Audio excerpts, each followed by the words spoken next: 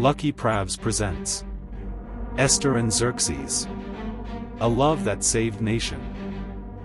The Great Persian Empire. The Persian Empire was vast and powerful, ruled by King Xerxes, a mighty ruler with wealth beyond imagination. His palace in Susa was a marvel of gold, marble, and splendor.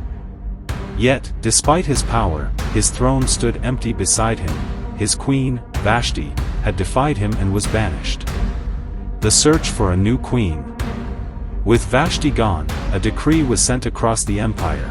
The most beautiful young maidens would be gathered to the palace, and one would become the new queen.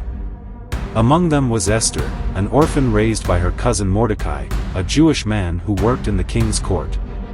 She was kind, graceful, and stunningly beautiful. Esther's secret identity. Esther was taken to the royal harem along with many other women. Mordecai warned her not to reveal her Jewish heritage, for he feared how the Persians might react. She obeyed, trusting in his wisdom, and kept her true identity hidden. Winning the king's heart. For months, the young women underwent beauty treatments before meeting the king. When Esther's turn came, she did not seek luxury or extravagance. Instead, she carried herself with quiet dignity. The moment Xerxes saw her, he was captivated.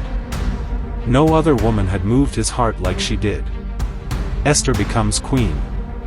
Without hesitation, King Xerxes placed the crown upon Esther's head, declaring her the new queen of Persia. The entire empire celebrated, but Esther remained humble, knowing that her fate was now intertwined with the destiny of her people. The rise of Haman.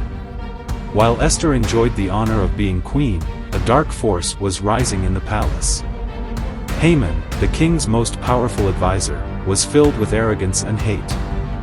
He demanded that everyone bow before him, but Mordecai refused, for he would bow only to God.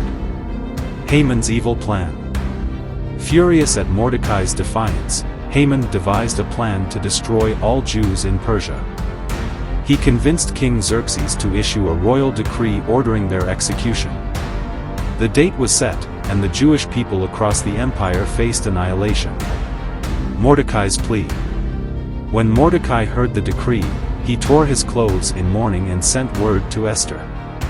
He urged her to go before the king and beg for their people's lives. But Esther was afraid. No one could approach the king uninvited without risking death. For such a time as this, Mordecai sent a powerful message to Esther: "Perhaps you were made queen for such a time as this." His words struck her heart. She realized that this was her purpose, and she made a bold decision: to go before the king, even if it meant her life. Esther's courageous approach. Dressed in her royal robes, Esther stepped into the king's court. The room fell silent. Would Xerxes be angered? Would she be executed? The moment seemed to stretch forever, until the king's first banquet. Rather than immediately pleading for her people, Esther invited the king and Haman to a banquet. Xerxes was intrigued, and Haman, unaware of her true intent, eagerly accepted. The evening was filled with fine food and wine, but Esther kept her true request hidden. The second banquet. At the second banquet, Esther finally spoke. With strength in her voice, she said, "My king, my life and my people's lives are in danger. We are to be destroyed." Xerxes, shocked, demanded, "Who would dare do such a thing?" Haman's betrayal exposed. Esther turned and pointed at Haman. "This vile man," she declared. The color drained from Haman's face as the king's fury erupted. Unable to contain his rage, Xerxes stormed out into the palace gardens. Haman's desperate plea. Haman, now terrified, threw himself at Esther's feet, begging for mercy. But at that moment, Xerxes re-entered the room, and mistook Haman's desperation for an attack on the queen. His rage deepened. Haman's punishment. Without hesitation, Xerxes ordered Haman's execution. The very gallows Haman had prepared for Mordecai became his own fate. The enemy of the Jews was no more, but the decree of destruction still remained. A new decree. Esther fell before the king again, begging him to save her people. Xerxes could not revoke his previous decree, but he issued a new law. The Jews were granted the right to defend themselves against any who sought to harm them. Victory for the Jews.